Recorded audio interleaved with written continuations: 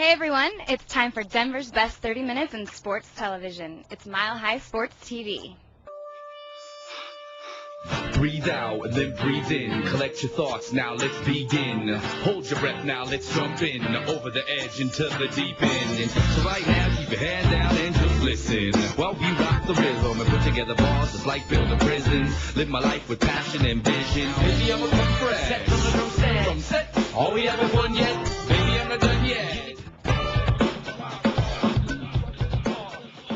Hi, I'm Mark Knudsen, and with me, as always, publisher of Mile High Sports Magazine, Mr. James Marilat, and the editor of Mile High Sports Magazine, Mr. Doug Ottewell. And guys, obviously, it's baseball season. It's my favorite time of the year, but it's also a time of year where everybody else in the office gets kind of fired up, too.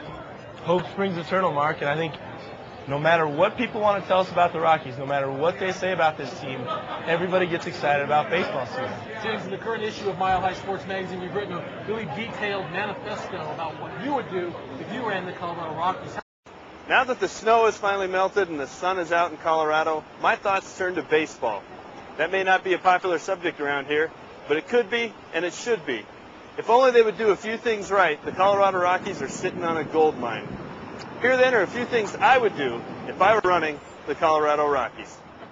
First thing I would do is cut prices across the board. Nothing sticks in the craw of a fan quite like getting poked in the pocketbook. The Rockies need to create a winning atmosphere, and that starts by changing their mindset. You can do that with little things, like the words you use.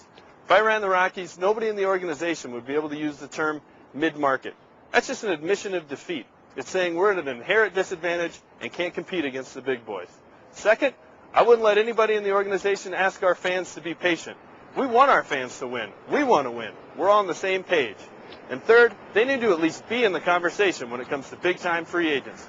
Maybe they don't need to sign them all, but they need to be at the table.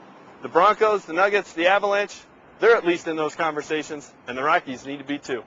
Breathe in and then breathe out. Reach in and beat the beat down. Bring it out like bloody foul. Here at Mile High Sports, we have adopted Yo Flacco, Denver's hottest new band, as our very own. It's their music that you hear on this program and on our weekly radio show. Coming up next, you can meet the band as the Mile High Sports Betty goes behind the scenes at a recent tour stop in Denver.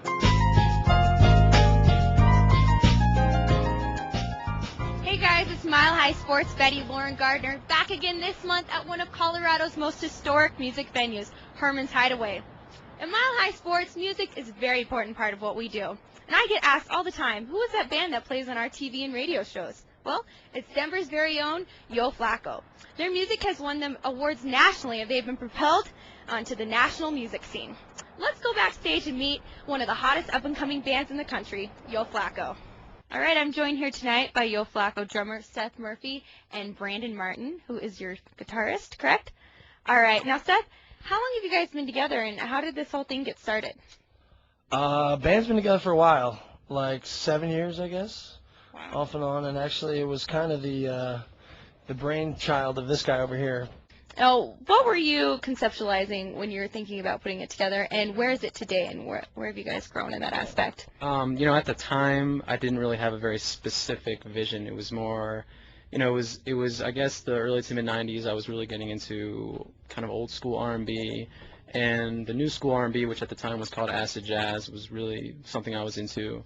And from there, I was just looking for like-minded musicians and just kind of kept an open mind and let it kind of do its thing. I mean, again, it's very much its own entity, and it's not something that we consciously try to control and make to be a specific thing. Thanks a lot for letting us hang along, Thank you. hang out with you guys tonight and tag along, and we can't wait for your CD to come out, and we can't wait to see it tonight. Hell, went to my lunch swell, hard to tell if the next light, never the hell bell. When there's a trouble smell to the hotel, my clothes and sell. From the 15 L's lasted, your clothes are matching silly.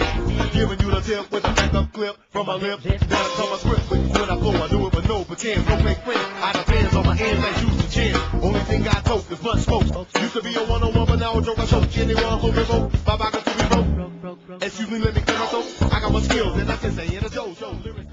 I hope you enjoyed chilling with Denver's hottest emerging band, Yo Flacco. I'm Mile High Sports Betty Lauren Gardner, and I'll see you next month on Mile High Sports TV. Have you struggled with the battle of the bulge? Have you tried dieting and exercise to no avail? I sound like a commercial. Our next guest think is certain that he can help you. His name is Michael Korolchuk, the founder and CEO of the Anti-Gym. And Michael, before we get into the whole most hated man in Denver thing, tell us about the Anti-Gym and what makes you different when you're trying to get people in the best shape of their lives. Well, you know what, Mark? The biggest thing of what makes the Anti-Gym is we know that gyms, health clubs, trainers, and diet pills don't work. Why? Because they tell you when you sit down, you can never drink a drop of alcohol again. You can never have a cigar. You can never have a life. You have to stay at home, live in a box, and eat a box. Okay? We let our clients drink alcohol, smoke a cigar if they like.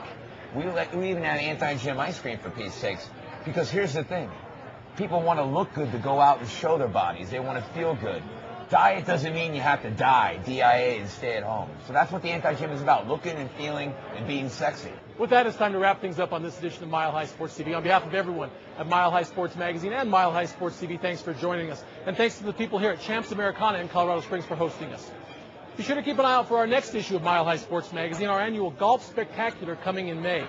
Our team of writers and photographers will take you to all the great golf destinations inside and outside of the state of Colorado. Don't miss it. I'm Mark Knudsen. We'll see you next time on Mile High Sports TV. And remember, be a better fan.